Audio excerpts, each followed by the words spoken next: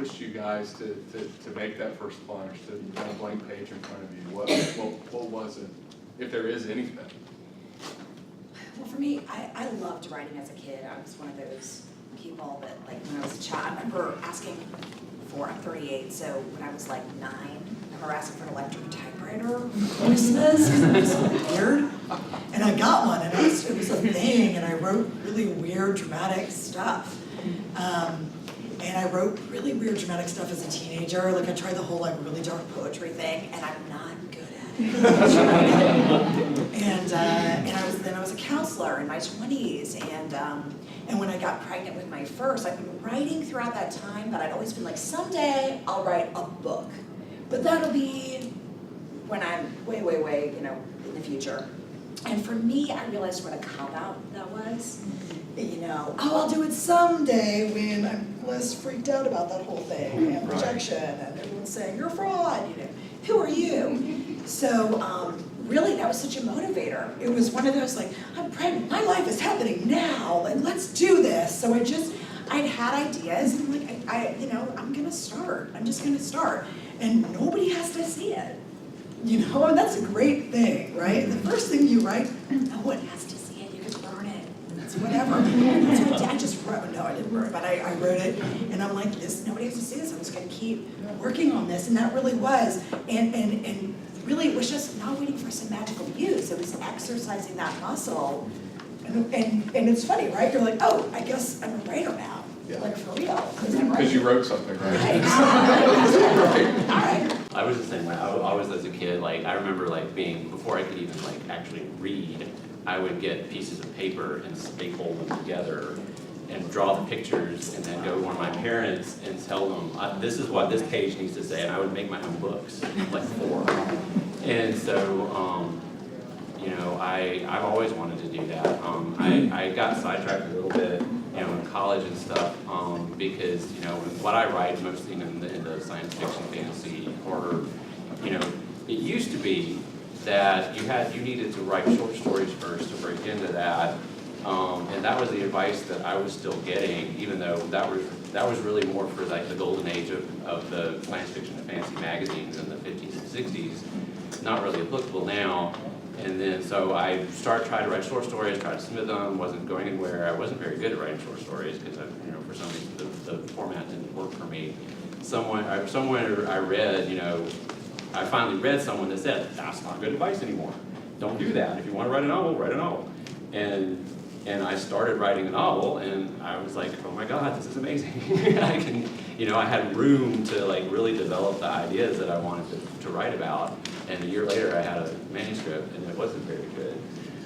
But I took some time to edit it and revise it and everything, to the point where, I really believed in it. Did you guys, like, when you started writing, was it a conscious choice to go in the genre that you went, or was it a strategic choice, or how did that decision making happen? Well, you all heard my story.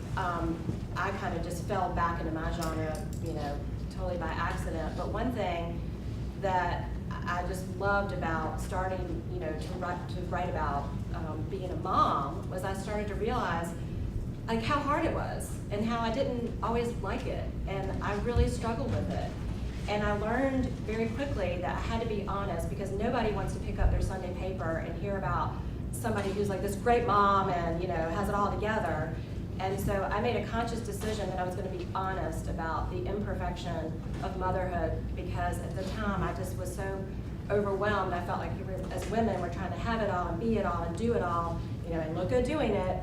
And it was just never going to be perfect. And I was like, I'm just going to put that out there and say, hey, you know what? It's really hard what we do as parents. Can we just, like, have a laugh about it? And that just sort of worked. And I enjoyed, like, kind of finding my voice as a mom and a wife through that process, and just finding a place where I could be honest about the imperfection of being a mom. Similar to these guys, I was always a writer. I had my magic diary when I was little, and I was that student that loved research papers. But how I got started on my book is I had this life-changing experience. I Googled, I was disconnected from my biological father, found him on Google search 20 years later, Wow. and flew down to where he was and met 2 brothers and a sister that I didn't know I had. So I came back and started what started out as a memoir. Wow. And 7 years later, I had a book in hand. a lot of drafts, but Yeah. I'm happy with the final product. I think reality is boring. No offense taken. That's why I write fantasy, and I think things would be much more interesting if we had ghosts and magic and Vampires. Vampires. Okay. It's the stuff I already enjoy, and I am a weirdo, anyways, so it's like, sure, but I didn't seek that out. I wasn't thinking, okay, I think this is gonna do really well, so I'll write this kind of thing. I really believe in writing what you wanna write about. Kind of technical in how you write. Do you guys find that you plot out and then go by the book through the plotting out, or is it free-form? And what does that back end look like to you, if there is one? I started chronological, Okay. and then went in and I read a lot of books to I've never written a book before, right?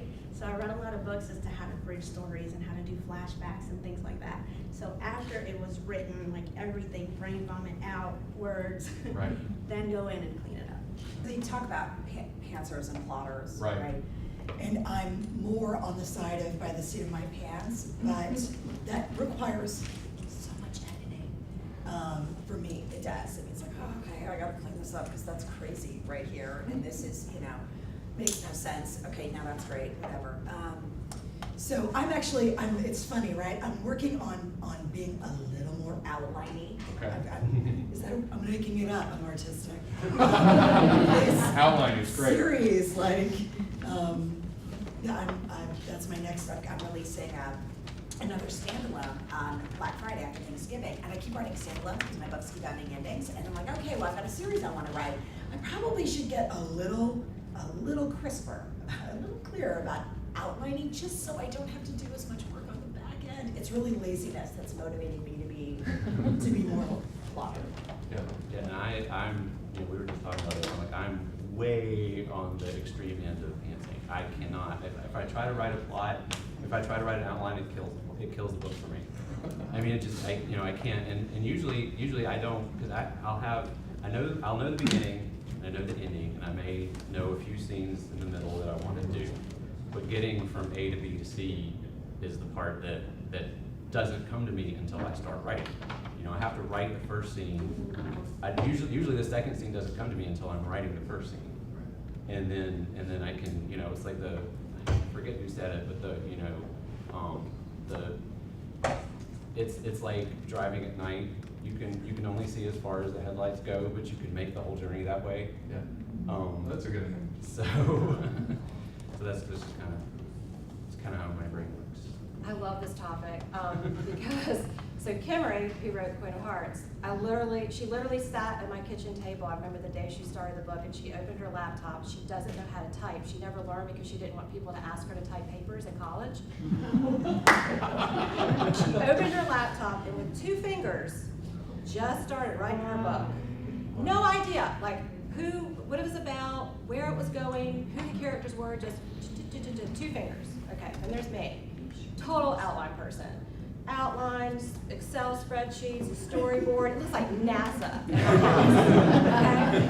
And so, and the reason for that was, so when I did the column, I always had an idea, okay, Colton missed the school bus today, I'm gonna write a column about that. And I would sit down and I could just go, blah, blah, blah, blah.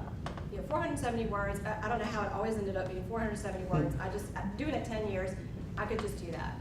With the novel, I wanted to understand how to write a book, because that's totally different than writing a weekly column, and I had no idea how to do it. And when I pitched the idea to an agent, the first thing they said was, we think this would make a great screenplay, which is what I've always wanted to do, is write a screenplay. And so I wanted to understand screenplay structure. So if you're interested in that, Blake Snyder has written a great book called Save the Cat, and it shows you how to build the perfect story arc. And it was sort of my way of making sure I hit my plot points and that I built tension and had everything fall apart and then had the resolution. One thing I did realize, to your point, is when you start planning like that, then you're trying to write to this, you've got to make sure you get to this and this and this. And then I heard someone say at the conference, if you know how your book ends, then you're not doing your job.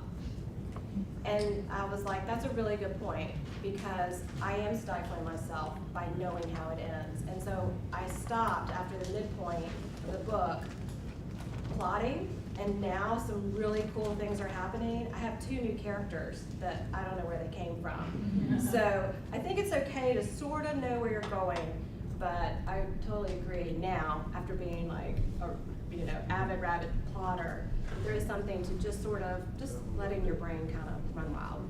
Yeah, I'm a pantser, I'm a co-author, as a plotter, and I have no idea how that works. I know it drives me insane. It's still fun. It's like, it just happened, Casey. I'm sorry, it just happened.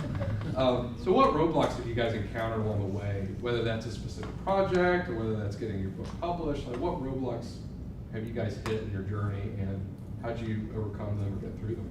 You know, the advice we just talked about is like, write what you want, right? And that's the advice that all new writers get. And it's good advice, you know, that's advice that I would recommend. Don't chase trends, but publishers chase trends. And when I was writing, you know, I mean, that first trilogy, it's a vampire trilogy. It's a lot of